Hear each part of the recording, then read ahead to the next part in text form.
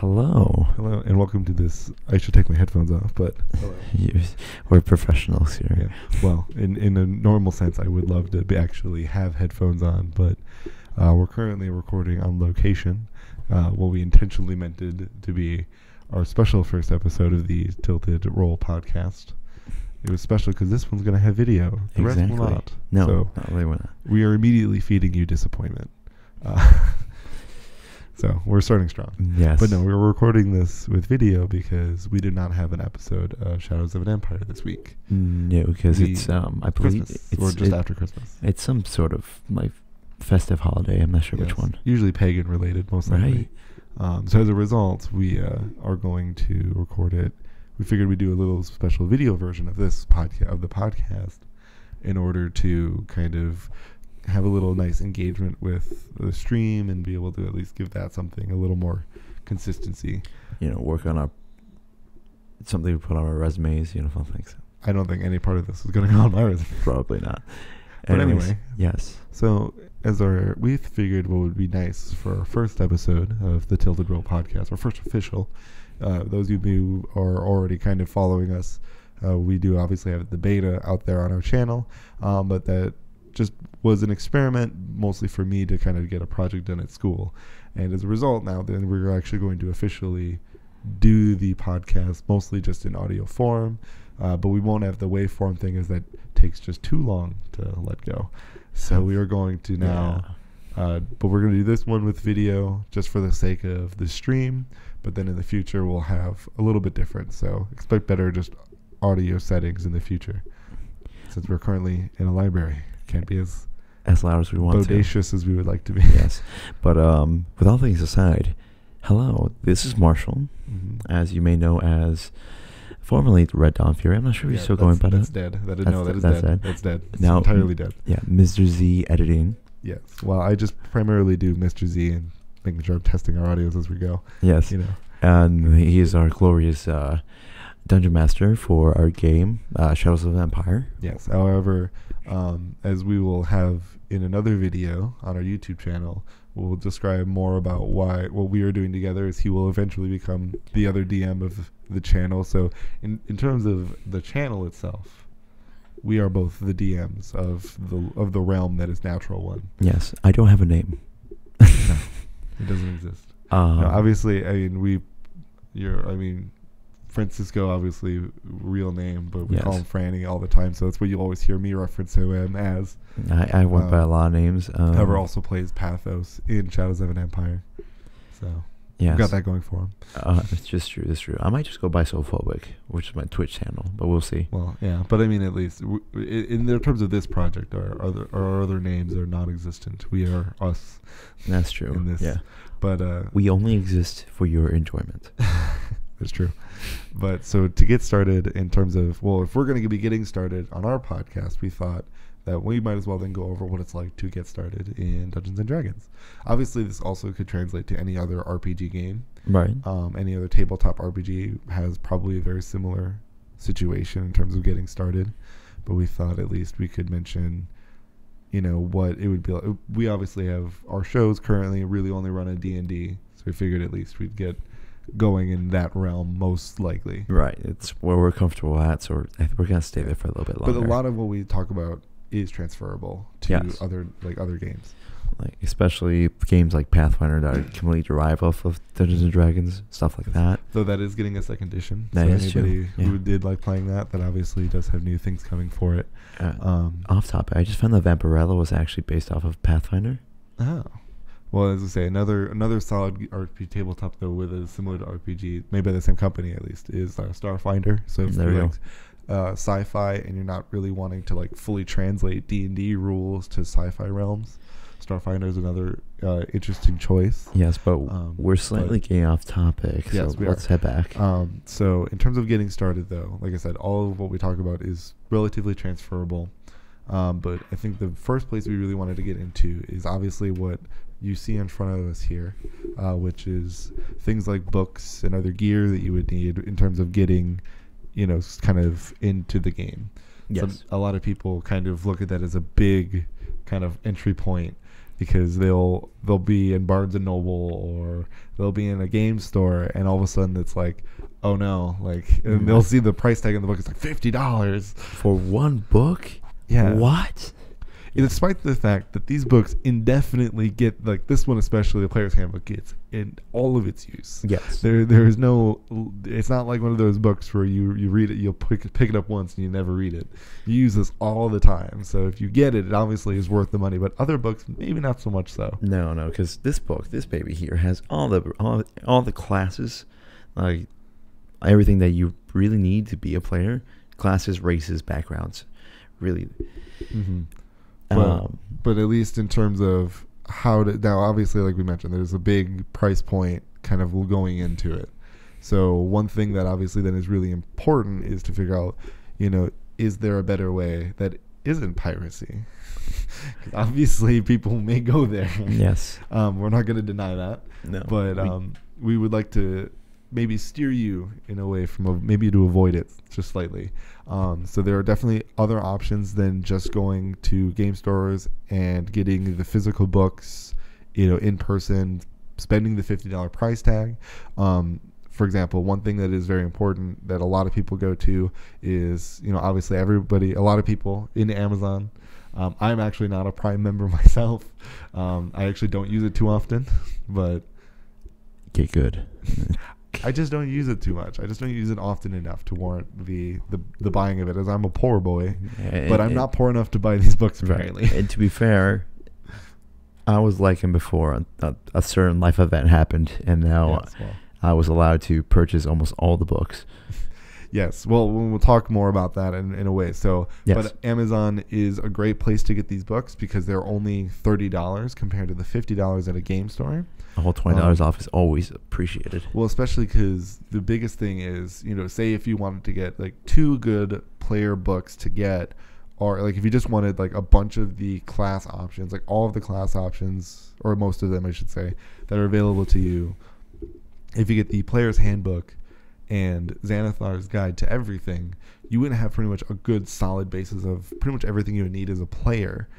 But obviously, if you went to a game store, it'd be $100. Well, if you get them both from Amazon, it's $60. So it's only $10 more than buying one book in person. Thank you very much. So it's a huge deal comparably. And at least at the recording of this podcast, they're currently running a pretty big Christmas sale on Amazon.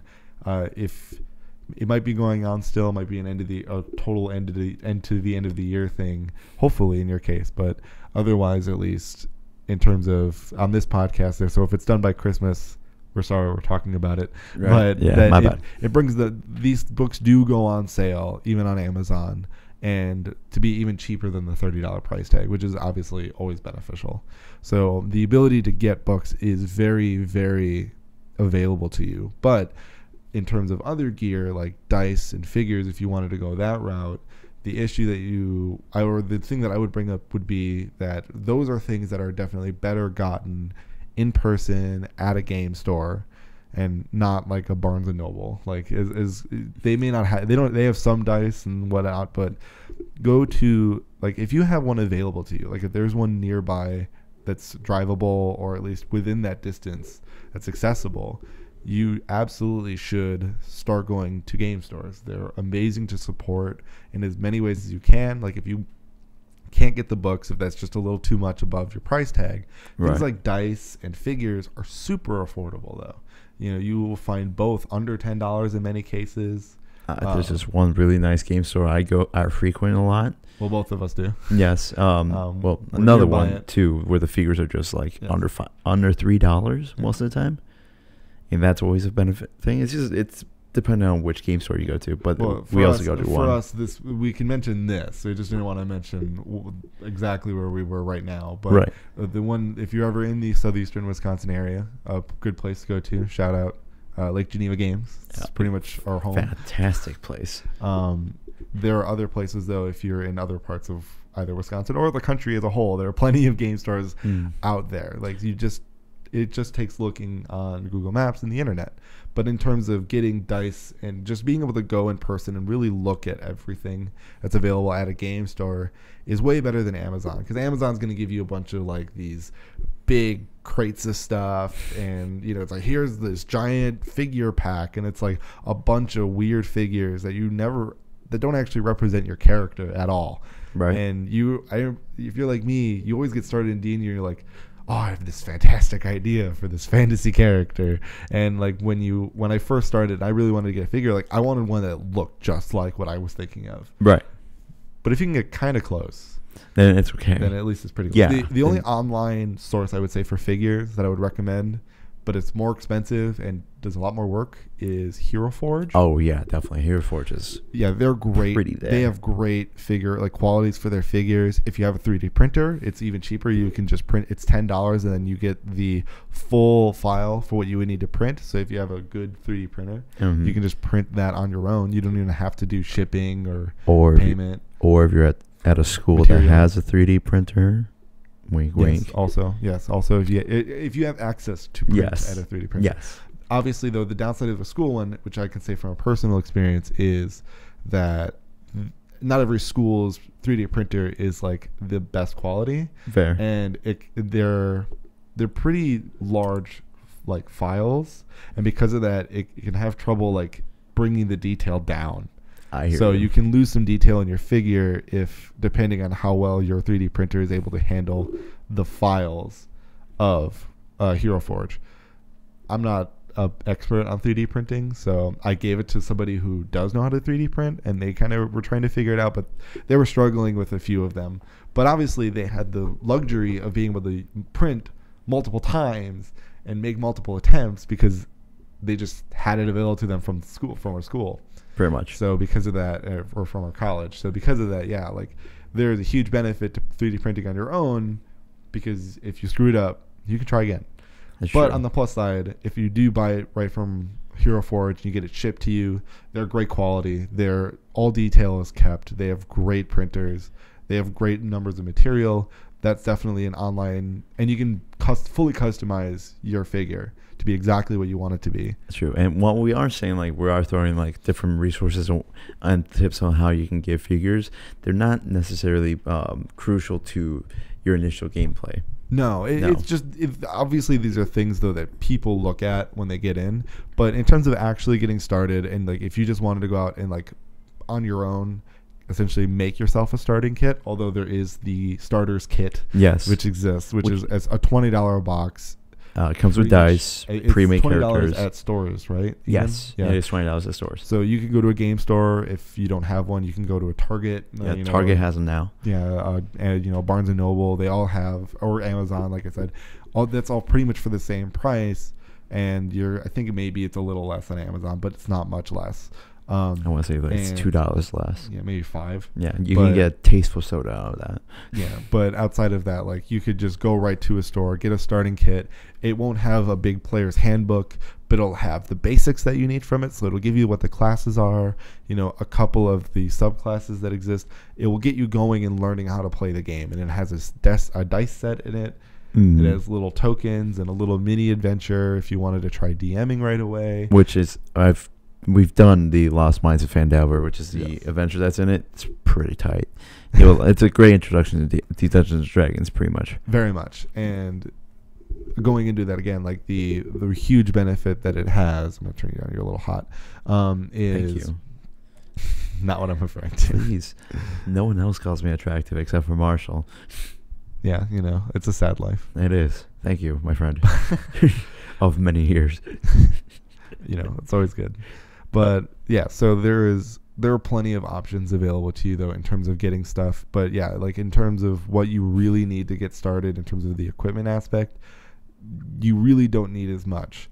But one of the things that you also can use that also brings down your need to go buy anything, so even not even needing to buy the starter kit, right, is online options. Oh, here we go. That aren't piracy. Yes. There are plenty of legitimate like online resources now for D&D. Like Dungeons and Dragons has done a really good job at creating online resources to make things readily more available to you.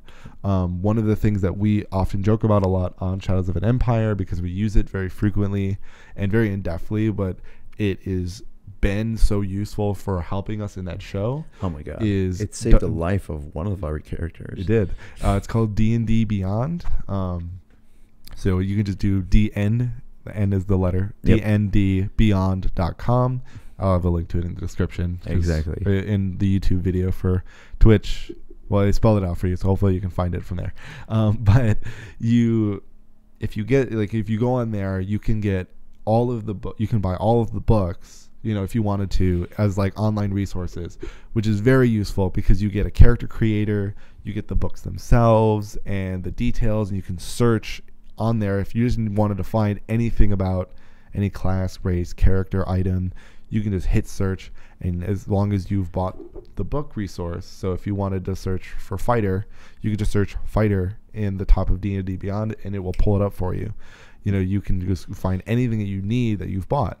But the reason that I bring this up more importantly is not because like buying the book on D&D Beyond and buying the real book on Amazon is the same price. They're $30. Yes. But what you can do on D&D Beyond is you can buy certain things. And that's what I've done. Is I bought the entirety of the player's handbook for our show. Yes. But I did not, for our show, I didn't need, every part of every other book. I didn't need everything that was in Xanathar's Guide to Everything. I didn't need everything that was in the Dungeon Master's Guide, especially because I already owned the book. Exactly. But I needed online resources to make things more accessible, to make things easier to run the show. So I just bought certain sections. So you can, and every time you buy these sections, yes, it's more expensive to buy each section individually, but if you just want to get started and you're like, I really like, and you have a friend that's maybe helping you get in the game, and you're like, I really like the fighter, I really like the samurai class. Yeah, I like the samurai subclass. I like playing elves. Exactly. You could just buy elf, fighter, samurai, done. You have everything that you need about your character, and you can just load that into a character sheet that is free to use. That's free to use entirely. Yes. Although all character sheets are free to find in PDF form, anywhere. There's a bunch of resources, which we'll talk about in just a second. Yes. But I want to finish with D&D Beyond. But you can plug all those in right from D&D Beyond into the D&D Beyond character sheet, and you're ready to go. And you only maybe spent then $8 to $10, and you are all set. There's plenty of online dice rollers if you didn't even want to buy dice. Personally, I don't trust them as much. I'm very superstitious when it comes to dice. Of course you are. Of course. And so because of that, you're one of those that just places your hand over a set of dice at a game store, closes your eyes and like, no, this isn't the one. I'm not that far, but if I ever because some game stores, if you go there, they'll have dice buckets. Or something like that. And so if I ever grab from those, I absolutely have to roll whatever it is I grabbed. Like if I want a D20 from that bucket, because a lot of times I will grab one because you can find ones that are like really good. Right. But I will always, if I find one, I'll grab it and I'll absolutely test it. I always roll it. And depending on what its roll is, if it's like middle to high, I'll take it. I'll be like, this could be okay. But if I roll like super low or a 1, then I instantly like throw it back in there, and I do not take it. It becomes like the plague. He stays away from it the entire time. Yeah. For me, I'm like, 7 packs of dice that you can order for $7 online. Yes, this is my address. This is my credit card number. Please take my money. I don't know. I really like being able to go buy the dice in person. Even without, I'm not somebody with the block that I'm like, yes, that feels right. Yes. I just like being able to see a bunch of options because I like having a set that's like a matching color. I hear you. Yeah. So that's the benefit of, like I said, of going to a game store, is you can get sets that all match. And they have such better designs, man. Yeah. Game stores definitely do. Yeah. And sometimes you'll have that like feeling where you'll like look at a dice and be like, that looks like it'll work. Exactly. It's great. Like the dice that I use most of the time as a player that's in my little dice block is, I'll pull it out in a second here when Franny can start talking, because I don't want to just like be in the middle of it like, hello. But hello, son. They're a set of dice that I got, I got them just haphazardly at the store. Like I forgot my dice and I was like, I'll get dice. You can never have too many. No, but there was a few set, and I was like, I'll get this one. This looks okay. It was this red set of dice. Just they're a little bit, but they're mainly red, and they have been better than any other sets of dice I own. That's why I always use them as a player. It's ironic too, because you showed me the set of dice. I actually own a similar set, and those are the set I use on the show actually. Yeah. On Shadows of Empire. Yeah. Those are the ones who have consecutively, like, I've been rolling ones on them. I still use them because it's hilarious. I don't. It's funny. I barely rolled a 1 on that die, on that D20 in that set. It's all luck, ladies and gentlemen. And it's about whether or not the dice like you. Pretty much. And if they don't like you, then you punish them by freezing them. Exactly. That's an old thing. That is definitely an old superstitious thing, is to freeze your dice. Oh, you put them in the hot box. There's two directions. The microwave. There's two. I probably would not recommend doing that. No, don't do that. Freezing them is one thing. They're not gonna completely destroy your freezer by putting a dice in your freezer. True. Putting in your microwave might hurt your microwave, depending on the material. I used to play with someone who would put them in a little, like, cardboard box. Like, this is a dice jail. That was great. Dice jail. By the end of whatever session we were playing, there'll be at least 5 dice in there. Oh man. Yeah, and then we had one guy who would hang his dice. It was the strangest thing. Interesting guy. Hope he's alright. Well, so the other online options, we somewhat deviated with the dice talk, but yes. Going back to the online options that you have available to you, there are obviously other resources than D&D Beyond. As much as we do love using it, it's our running joke that we act like they sponsor us, but we're definitely not paid to do anything. No, so D&D Beyond, if you can listen to me, hey, hello. Wizards, hit us up. You don't even have to pay us. Just give us a taste of, like, a little... Yeah, just give us a shout out, at least. You know, we give you shout outs. Or sound desperate, man. All right, but so the other options are Roll20. That's another thing that I've used for Shadows of an Empire for since it started. It is a great way for 2 things. It is really good to start being able to play in general. It has like a looking for group thing on it. Yes. So there is a way, just if you are okay and a little more, if you're not very shy and you're willing to kind of put yourself out there and just join groups of people online that maybe are more knowledgeable than you, but maybe are willing to teach you, you can find those groups on Roll20 and just play with them right on the site. So you don't need a table. You don't need the figures. You don't even need the dice. It has dice rollers on it. You can just go right into Roll20 and join someone's campaign, and boom, you are ready to go. All you need is the character stuff. There is the availability, I think, for DMs to give some of their stuff in a campaign, like kind of grandfather what they have. But I believe so. Roll20 isn't as popular of buying because it's kind of like D&D Beyond. You can get stuff in Roll20 that... like you can get like the books and all the resources in Roll20. It's just not as good as D&D Beyond is, but it's not bad either. Like, it's not horrible. Yeah, I would say that if you want to use, if you're playing online, if you have an online crew, pretty much an online campaign going, and you want to use something for like maps or stuff like that, and you don't mind the kind of strangeness of the website. I'm not sure. It's like this little weird thing that the website has. Yeah, it's a little weird. Roll20 works really well for that because we use that for Shadows of the Empire.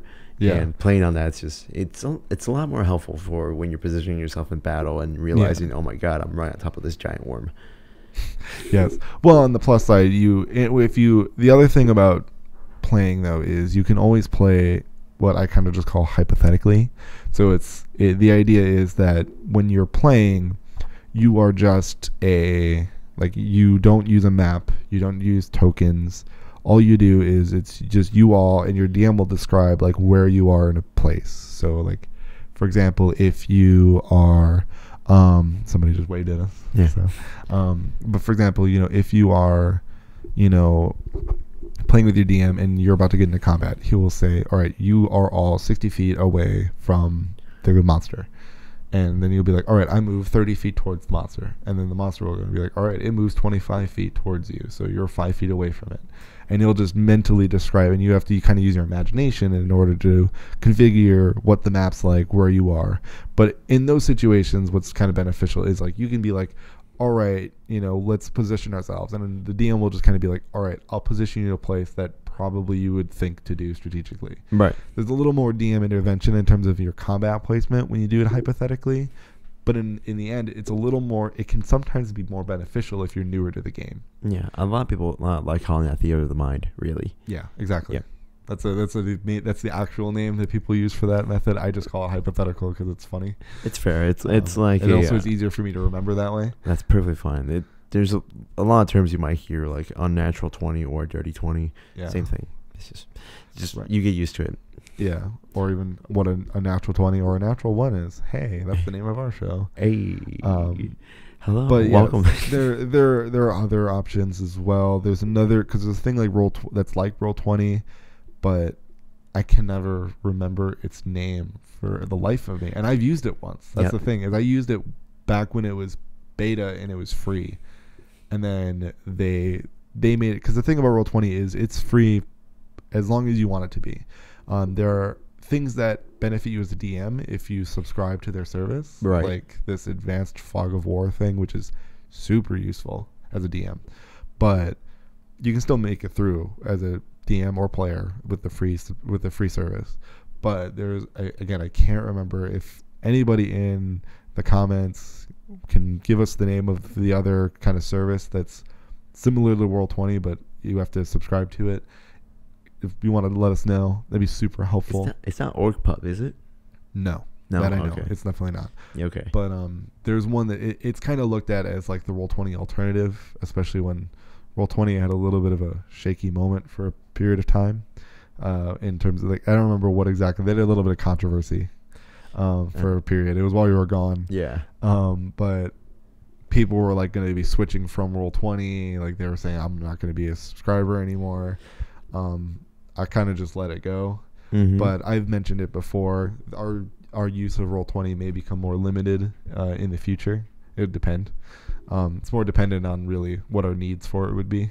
That's true. But if you want to use it, it is very useful. And there are obviously alternatives to Roll20 that are out there that may also require subscriptions, but they are very good. And they're very easy then, because then a lot of times what you can do is your DM can just be the subscriber. And then he just kind of brings you there. They just kind of bring you in and be like, all right, you don't have to buy anything. I got you, fam. It's actually, he's the mama koala to all this, and where all the baby koalas just holding on to them. actually does a very similar thing. If all of the stuff that I've bought on D&D Beyond is usable by anybody that is in my campaign. Yes. So as long as they're in the campaign, they can use any of the materials that I have, as long as they're kind of in the campaign. Like, you can find out that you're supposed to be 4 levels higher than you actually were. Shout out to our wonderful friend Dylan, who plays Talric in Shadows of an Empire, who realized that he was playing a level 8 character around a party of level 12. Yeah, 12. Yes, 12. And they fought CR 14 creatures, 2 of them at one point. Yep. That he survived. For those of you who don't newer and maybe don't understand the concept of what a challenge or CR or challenge rating is, the idea is usually like if a creature has a certain CR or challenge rating, the idea usually is, just for quick math, is like a group of 4 of that level should be able to fight that one thing. Yes. So if it was 2, say it was CR2, a group of 4 level 2 characters should be able to fight that one thing. But that's going to more the DM side of everything. Right, but I'm just saying. So that's for a future podcast. They fought 2 higher level creatures than them. Yes. And there was only 4 of them, 3 players and like 2 NPCs at the time that were fighting with them. And somehow, it did not murder him as a level 8 character. Hilariously enough. Again, that thing is tough to fight as a level 12 character. Right. It somehow fought it one-on-one with him at one point and didn't kill him. I did not know that. Yeah, it was one-on-one versus him at one point in time. And it almost knocked him down. Oh, jeez. Well, it knocked him down, but he didn't like try to kill him. Because it had a different objective. Right. So the reason its goal wasn't to kill everyone in the party. Its goal was to capture certain people. Right. It's just so it was like, I incapacitate you. Okay, you're down. All right. You're not bothering me anymore. Back to objective. Hello, you who I'm supposed to kill. Power word kill. Not that. All right. It wasn't that far. But yes. But yes, so obviously these are all the things in terms of what you really need just to like get going, get started. Obviously the starter, if you want to buy stuff, the starter kit is a great option. Yes. It's very cheap. It's low cost. And it's a great way just to get the base stuff. If you want to get books, if you need the physical ones, I would recommend just going on Amazon, getting those physical books there. As much as we do support our local game stores, and for anything else like dice and figures, you should go to your game store. And like they have these little item cards and stuff that you can get too. It's pretty great. Get those at game stores. Those are pretty much going to be the same on Amazon or not. So support your game store there. But for cost sake, these are definitely better to get online for the most part. Otherwise, online resources always available. Right. But speaking of game stores, if you are kind of iffy about the whole topic of Dungeons and Dragons, like you want to just check it out, but you don't want to make any big purchases going towards it, there is another option you might care to look into. It's something I'm more passionate about than Marshall here, only because I've done it a lot more. Yeah. And you have a lot more available to you. Exactly. It's called Adventurers League. It's something that Wizards of the Coast came out with about right around when 5th edition first came out back in 2011. It was 2011. It feels like it was like way earlier than that. Marshall, we're old guys. I hope you know this. I know, but it just felt like it didn't come out as long ago. Yeah, that's 7 years ago. Jeez. Yeah, I know. But yeah, it's a type of organized play that makes it a lot easier for you to take your character, go play an adventure in one place, and then go to a completely other store and play your adventure, play in whatever adventures they have with that same character. The reason why I'm mentioning this now is because that's actually how I got into being able to play Dungeons and Dragons more often than not. Because back I want to say 2 years ago when I first started playing. Now? Yeah, I want to say it was like 2 years ago. Yeah. It was me and a bunch of friends, and we were all playing, and we had no clue what we were doing. And it was as many do. Yes. We didn't know what modifiers were. We were like rolling dice, like, yeah, I do this, and like you'd miss because you don't add anything. I'm like, oh shit. And our DM would tell us, yeah, it's immune to this and this. We have no clue what we were doing, but we were having fun. It was great. Right. And then one day, I was like really into this game that we started, Dungeons and Dragons. So I went to the game store to find out more about it, and I asked them, like, do people play Dungeons and Dragons here at all? And sure, I went to Lake Geneva Games, of course, and I talked to Mark, great guy. He told me, yeah, they do this thing called Adventures League every Wednesdays and Sundays. And I'm like, cool. Oh, that's on Sundays. Oh, wait. Okay. It's Wednesday right now. Are they playing right now? It's like, yes. Just go through that door. And they go through the special door that I'm not going to mention on stream. It's something you have to have experience in real life. But you go through the special door. Yeah, that experience was fun the first time. It was fantastic. You had me go there well before you got there. Yeah. And I was just like confused. But yeah, so you go through the special door, and that's when I met this friend who I will always treasure, Shane. He's an older man, former medical airborne, I believe, in the Army, retired. He has been here through many editions of D&D, but he regularly does AL every week at the store. He sat down with me, pulled out a character sheet, and explained to me how to make a character efficiently, like what stats actually meant and what I roll, and the things I add to a roll, which I was so confused back then. And I was like, oh my god, all my rolls were actually really good when they were really, really not. And I could have been doing this. Exactly. And that's how Oscar, the half-elf druid drunk, came to be. He was my first AL character and also my most favorite character to play. Level 7 right now. Fun. But what I'm getting to this is that because of AL, I went in there with nothing. Shane had a dice, he had the character sheet, went in, he helped me make the character, and then bam, we were playing an adventure there. And I realized how great D&D was in terms of the adventure and the combat and all that fun stuff. I've since learned now more into the roleplay aspect of it. A little bit, but I mean, so am I. I'm very similar. Like, there are people. What he means by that is like there are people who maybe kind of play like the min-max stat game. Oh yeah. And I talk about this a little bit in the beta podcast, but both of us kind of value the role play a lot more. Oh yeah. Because it's for me, it's a story. It really is. And for a lot of people, it's like that. But some people just want to kill things, and that's perfectly fine. Dungeon crawls are still a lot of fun. Slash, yeah. Yes. There's an entire book about a dungeon crawl if you really want to go there. That's true. It's actually a whole series. It's the Waterdeep books that just came out. Yeah, we might be. Well, the first book actually has a lot to do with. That's a little more roleplay. Yeah. Second one, though, is a lot less. Dragon Heist. Waterdeep Dragon Heist. A lot of roleplay. The second one, Dungeon of the Mad Mage. Dungeon crawl, the essential of it.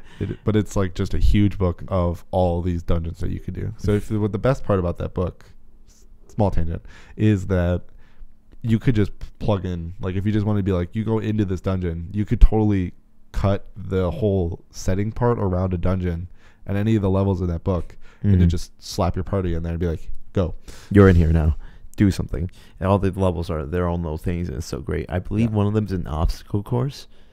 I think, yeah. From what my friend's been telling me. Yeah, I think. We're not in that now, but yeah, I think it's a little earlier, I think, if I remember correctly. No, it's a lot later. I think it's like 18 pounds. There's something earlier that's a little obviously easier to manage, but it's because you're low levels then. Basically, yeah. I've stopped reading the book only because he was running it, and I didn't want to get spoilers. But yeah, so Adventurers League. Back to Adventurers League. Yeah. Like I was saying, if you want something that doesn't cost anything, there's actually a couple. It depends on the Adventurers League game that you play. I have seen a couple where the DM will charge you like $5 to play for the entire night. It depends. Mostly, a lot of times you'll see that at cons. Yes, like there's cons that are especially like things like Gen Con. But you also see the opposite, where people will be like, "You want to play? You have a character? You don't? I can help you out with that. We're doing this game." Also, a fun little fact: if you make a character for the first time, you get a free health potion, which is always nice. But a con, I want to say, to Adventures League, some DMs might be a bit more meticulous with it, because in order to keep it organized play, there's certain rules, like the resources you can use. Of course, Player's Handbook is always a resource that you have to use essentially to make a character. But there's always, it's either the Player's Handbook and then another resource. So you can have the Player's Handbook and then another supplement book like Xanathars. Yeah, and you can only use from those two.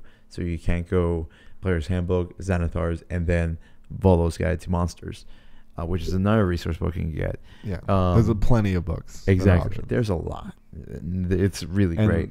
There's even more to that if you just go into homebrew stuff. But that's another kind of, some people could look at it as a downside as well. That's its own monster that we're not going to tackle right now. No, but it's worth mentioning that a lot of people like the idea of being able to create your own stuff for the game. You know, a lot of people like making their own classes, races, whatever, all the homebrew stuff. And some people look at the downside, because to me that's kind of also a downside, is I really like homebrew stuff, and AL, it's like totally out. Yeah. Like he's talking about some DMs might limit you in books, but like no matter what, no homebrew in AL. No, the book thing is like widespread throughout AL. Yeah, I just meant like I just mean between DMs though. Like DMs will have different ideas of like what books. Like again, like you might meet the DM that's like only Player's Handbook, nothing else. And I haven't had that yet. No, that's you've met someone like that. I'm just saying the possibility exists. Well, typically if you meet someone like that, then they're not doing AL right. Yeah, you don't probably play with them anyway. But I'm just saying, like, that possibility exists. Like, in terms of the things that are available to you, it can be limited. Outside even more less than just the books. Whereas AL as a whole, though, no matter what, there's no homebrew, like none at all. There's no homebrew, but that's only because that way, you have the accessibility of taking that character and going off to another adventure at another game store or at a convention. I've played a game at a convention before for AL, and that was a ton of fun. I believe that was Anime Milwaukee, actually. I mean, you think you've done it every convention since you did it the first time. I wish. No, I've only done it twice. Did you not when we were at Con Delete last weekend? I didn't. Yes. Because you did. Because you taught Kong how to play. Yes, it was Anime Milwaukee and Con Delete. Those were the only two I had a pleasure at. Which Con Delete is actually a great example, because Franny actually took our friend Kong to go play D&D at Con Delete in Rosemont, and what they did, and Kong really didn't know anything about the game. Oh, he yeah, no clue. I think he just knew like the name because like Yeah. I've talked about it before because I It's go to like, school with him and I've done this show for over a year now. I've talked about it a number of times. right. It's like you're really big into this thing. Yes. So obviously he only knew it by that, but he knew nothing about how to play the game. And Franny took him to an AL game, and obviously you know what happened there. It wasn't even that. Well, yeah, Was it it was AL? it was a more relaxed AL. There was no logs or anything. Right. They were just doing the Lost Mines of Phandelver. Shout out to the starter set. They just handed us those characters there, which are AL legal. If you want something quick. Yeah, they have pre-made. As we didn't mention this when we talked about the starter set. They have like pre-made characters if you want to use them. And little side note too, on the back of those character sheets are actually a way how you should like play out the character throughout the levels. But going back, Kong found out how to roll for everything. I was there to help him with everything, and so were the other people. Everybody's really, really good at the people at the table were really nice about it, and the DM was very, very accommodating for everybody. And typically that's what you find with AL is a dungeon master who's there to accommodate for you, because they're putting a lot of their time to do that, and they're being rewarded for it. Because for AL, a DM gets certain rewards for certain like criteria. Like if he hosts a game that has an 11-year-old child, he gets a certain reward, like quadruple the XP whatever they get, he can put into a character of his. That's what DMs are motivated to do, and it's really great for them, but it's also great for the players because there's this thing called a log sheet for AL that you don't have to do with any homebrew game. Essentially, normal base campaigns that you would just do with your friends or whatever don't have this, but this is very AL specific and very new concept. Obviously, AL is a very new concept as a whole, but the fun thing is that with the log sheet, you can see like every time you do an adventure, you write down what the adventure is, who the DM is, and you write down like how much gold you start out with, and then how much gold you end with. Typically gives you that. It's nice to look back on all those log sheets and be like, oh yeah, I remember that adventure where I got this. Like, I remember the time I got my Staff of the Woodlands for Oscar the Druid. I remember when this is the adventure he summoned those 2 dryads and had them fight for him, essentially. Yeah. The difference, though, I will mention with you mentioned the Staff of Druids and finding that, though, is the way you attain items in AL is not necessarily the same way you may attain them in, like, a campaign you do with your friends, or, like, not necessarily has to be homebrew, but, like, you know, just like a standard game that's not AL regulated. Because, like, a standard one, your DM could just be like, hey, you found this. Where it's like because they just put it there, they just decide to put it there. In AL, they have to be a little more regulated about it. It's a lot more related to your, because you don't really go shopping the same way you do in a normal campaign. You don't just like travel to town and go shopping for a whole session. Essentially, AL what it does, unless the adventure says that it gives these magical items that you might be able to obtain, whichever means, and if you attain them at the end, you can distribute them between the party members. If you want to buy like rope, which is something you can buy, you just say to the DM, I go shopping right before the adventure and I buy this, and this. And he's like, all right, mark it off on your sheet, mark off the gold, you're good. Essentially just that. Yeah, magical items sometimes, though, depending on the DM, can be a little more complicated. I know that because I was reading about that with the way, because they did, like, I remembered reading patch notes a little while ago. Oh yeah, and it upset a lot of people because of how you attain certain magical items. Things like that. And so but you don't have to worry about that right away. Like, if you're getting into AL, like, don't worry about like, oh, what am I going to have to do when I get to that? Like, that sounds so confusing if they're going to make complicated like magical items. Like, no, by then you will have the understanding to deal with it. Exactly. But when you're starting, you're not gonna get anything. The worst you're gonna have to be like I forgot food. DM, can I buy food? Which happens. Thankfully, when you start a character, every start set has at least 10 days of rations. Yeah. A lot of people forget the idea that especially a lot of DMs will maybe even forget this sometimes, but technically you should be eating and drinking as your character.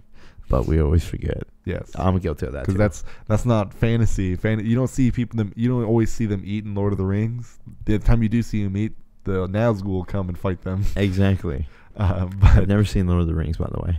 Yeah, we have to change that. That's something we got to do. I think as a and my girlfriend that keeps telling me that one of these days she's just gonna like tie me down and just not in that way. I was gonna say I request to be there. Yes, and that was gonna be what I was gonna say. She will like play the trilogy of Lord of the Rings, The Hobbit, maybe we'll see. But I don't look at that as important. I definitely just say Lord of the Rings. Exactly. But essentially, in closing, for AL, some of the people I regularly play with now are some of the nicest people I've met, and they're the best to play with, really. Mm-hmm. Like Regina and her husband Jeff, they argue so much between their characters that you're like, man, they could be married, and then you remember they are married. A lot of things almost make sense. Weird. Exactly. And then once you start DMing AL, that's also a lot of fun because people look at you as like, who's running the game? You or Shane? And then you'll be like, oh, it's me. And like, all right, play out this character because I don't want him to die.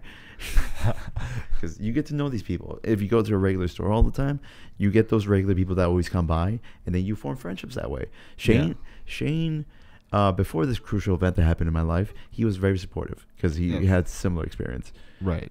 I'm not sure if I can say out in the stream because that would be plugging another organization that we might not want to plug yet.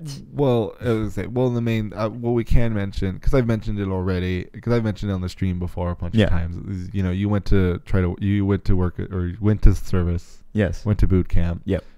Had some issues in training, but but now I'm back. Yeah, so that's why he's back in a way, much sooner than he would have been. Yeah, and while I was military, so was he, so we had that common thing. Yeah. And you'd be amazed how many people in the service play Dungeons and Dragons, dude. It doesn't.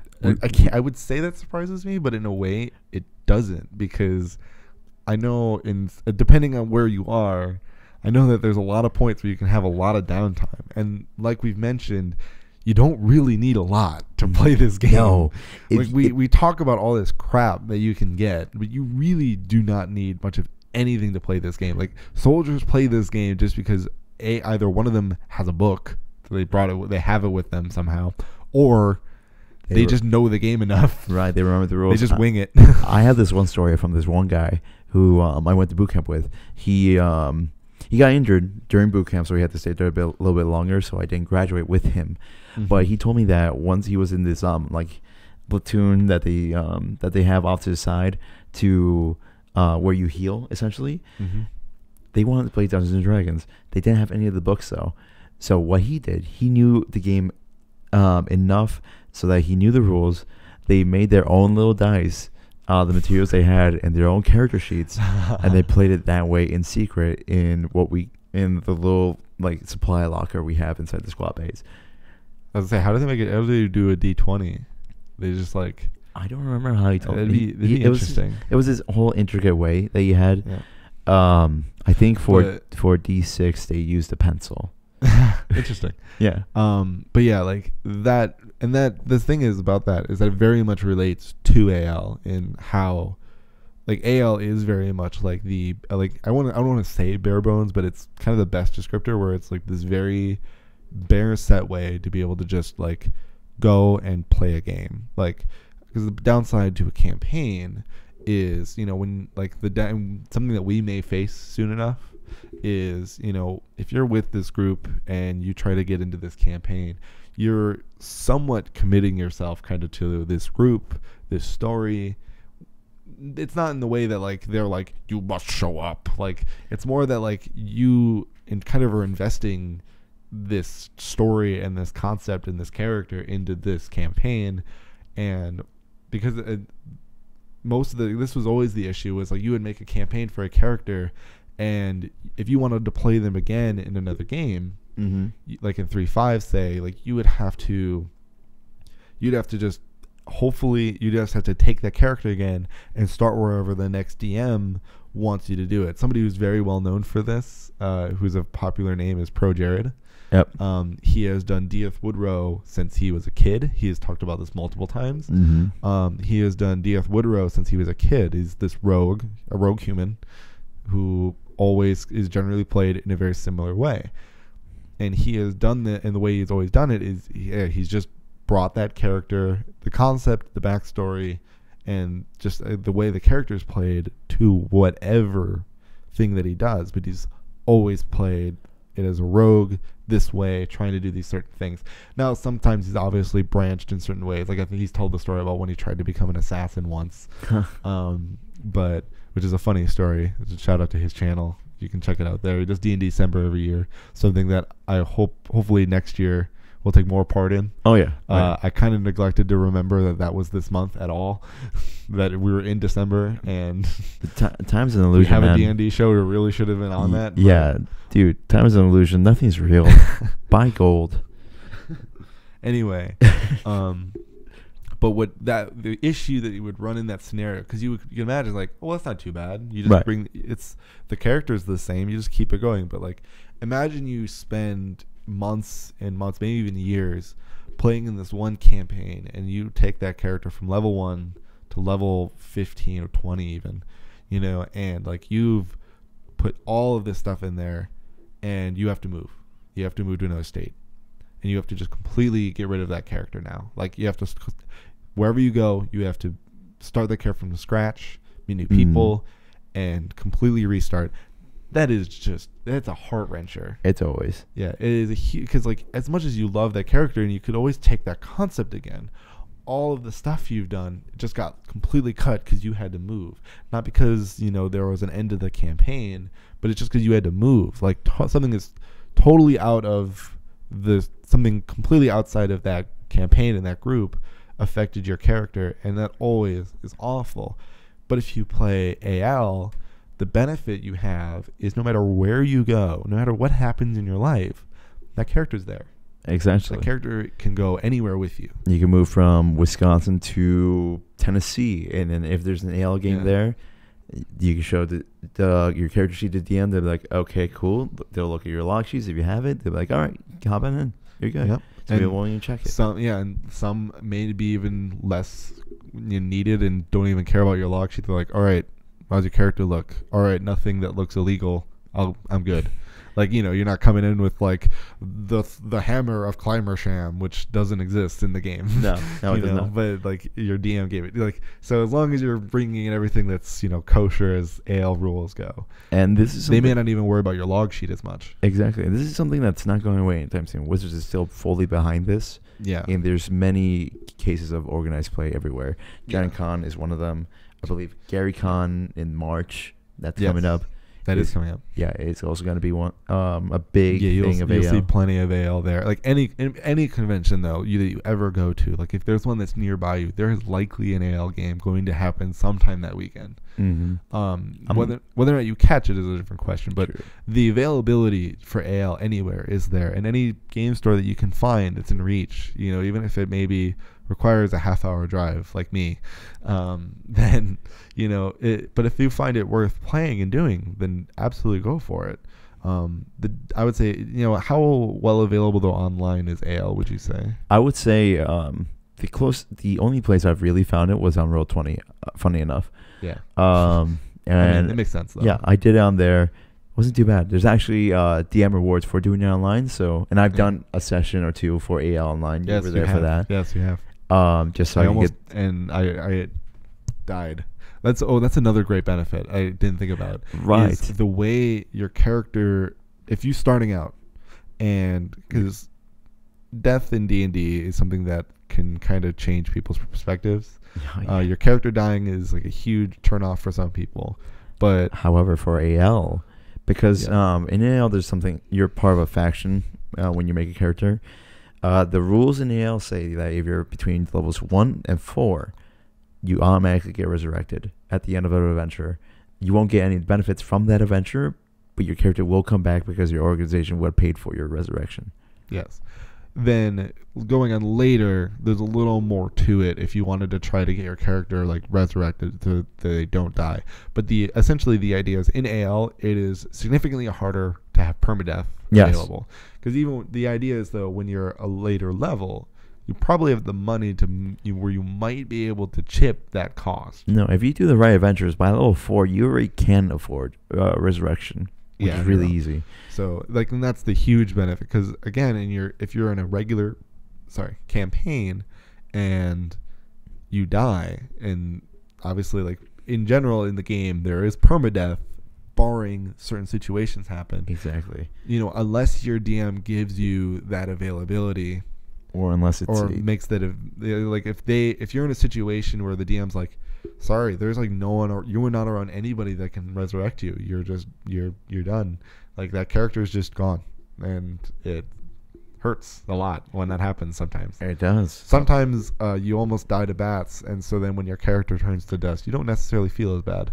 That is a reference that only we will get. I'm sorry, that is an inside joke that shouldn't happen. I've talked about it a little bit in the past, but in some other streams, but totally inside joke. Yeah, if you're a constant viewer and you hear me say Warforged are the best, that's another inside joke that personally affects this guy over here. Yeah, so we have a little bit of time still, so I can kind of shortly tell that story, and it's because it actually is on topic too. It's an on topic story, which is even better. A long time ago, this is actually when I was still playing Pathfinder. So again, things are transferable to other games. Oof. Well, this was when it was only 4E. Yeah, fair. 5E had not come out yet. Yeah, D&D Tactics, if you will. But yes, continue. But yeah, so we were playing Pathfinder, and one of my party members was Warforged. And the way it was something part of one of his classes, but essentially any of his melee attacks were lethal damage. They counted as lethal damage. So, because usually if you punch someone, you can try to say that you only want to knock them out. You don't want to kill them. You're just trying to punch them and knock them out. Right. Get the lights out. But for him, then it was like, no matter what, if he punches you, it is lethal damage. So that was like the whole basis of that. And then I was playing this character I loved. I love this character. He had a little bit of an edgy backstory, but I was 17. You're in high school. A lot of times you lean towards edgy characters sometimes. That's fair. But I loved playing him because he kind of had this edgy backstory and slight edge to him. He was also very sociable. In general, like he was a lighter-hearted character. He just had certain things that he didn't like, and one of those things was elves, normal elves. He was a drow elf, and he hated elves. So what we were in a city where it was half elves, half drow elves, and there literally was like a line of just like a DMZ, right, of between elves and drow elves. And obviously, I only wanted to be. There was ability to transfer as either race to go to the areas. Like you could do that and you wouldn't like die, but there was just a lot of tension between the two, obviously. So generally you didn't go, but the availability was there. If you needed something from the elven side of the city, you could go there as a drow elf. It was available. So we were assigned essentially two jobs. It was either we help the drow or we help the elves. But I was like, I refuse to help them. If you want to let them know, like if you want to ask them what they want, go ahead. I'm not going there. I'm going to stay on this side of town because I didn't want to go to the elf side. They went, and I was like, just tell me whatever it is that they want, and maybe I'll consider it. So, but I wasn't going to. But they went and they got the offer to like protect this prince. Well, the drow want us to assassinate this prince. So I was like, well, I'm definitely. So they brought him back. And they didn't tell me like, oh, we took their offer, or like, hey, we want to do this instead, and I'd be outvoted. So I probably would have just disgruntledly done it anyway, because I'm an evil person. I wasn't an evil character. I just didn't want to help the elves. But so I would just either not helped, or like just totally gave all of the sass to that guy. But they led me to believe that we were still on the job to kill him. So I went to kill the prince, and the Warforged was like, he was very robotic in his character. So he was just like, nope, must terminate now. And we just fought each other, and he just beat me. Like, he had better rolls than I did, so he just beat me down, and he died. As a result, he died, and I was super upset because he just loved that character. I wasn't mad. I was like upset with him, and I was like, what the heck? Like, why did you do that? And whatever. But like, I wasn't like actually mad at him as a person, as that player, but because it was role played exactly the way it should be. But I always made it salty, and I always made jokes about Warforged and that character in that group, and then I told that story to Franny, and so now he likes to use that Warforged knowledge against me. Exactly. Who knows? If we do another game, might be a Warforged. Well, luckily with the way that the rules are now, that Warforged can't exist. The one that my friend played cannot exist in D&D 5e. So. Well, I mean, a monk Warforged can't be a thing. Yes, but he was like partly favored soul. He was really weird. It was a lot of things. It was based on a lot of things that don't exist in 5e. Got it. Yeah. Or Pathfinder only things. But that is actually going to do it for this episode of the Tilted Roll podcast. We've reached our time. Thank you for staying with us to the end. If you're still here, I love you. Yes. we love your viewership on either Twitch or YouTube. This will actually not be for the part of this that's going to be on the stream as a VOD. Yes, this was pre-recorded. That meme does exist in this video. But this will not be on Twitch as far as we know in the future. That may be something we do later, but for the future podcasts that you'll see on YouTube, they are pretty much going to be audio primarily. There's going to be only a small video aspect to it, obviously just to appease YouTube, so it's not a black screen. Right. But this mainly is going to be an audio-based podcast, just because out of the resources that we have, it is the best way for us to do it. Exactly. So we're going to continue to do it in that way. You'll be able to hear our lovely voices for the future to come. Yes, and we will have better monitoring systems and a way better setup, since we don't have to worry about the video part. Exactly. But at least we were able to get this to work here, so it was nice to start this out. We'll be back next week for more of this podcast, so make sure you tune in for that. That'll be, again, on YouTube, and then we're also going to get this up onto Bandcamp for now. But one thing I want to look into is trying to get this on Spotify, see how easy it is to do that. I know it's a little complicated. We'll look into that. We'll have to look into it. That's more. But for now, it's going to be mainly YouTube and Bandcamp. So if you would like to download it and listen to it in the car, that'll be easily accessible. Yeah, that would be fantastic. Thank you for that. Well, yes. Well, once again. Well, it'll be available for free on Bandcamp. Oh, once again, this is my buddy Marshall. This is my buddy Francisca. And thank you for listening to the Tilted Roll podcast. Yes. Tune in next time, adventurers. Yes. Bye, boys.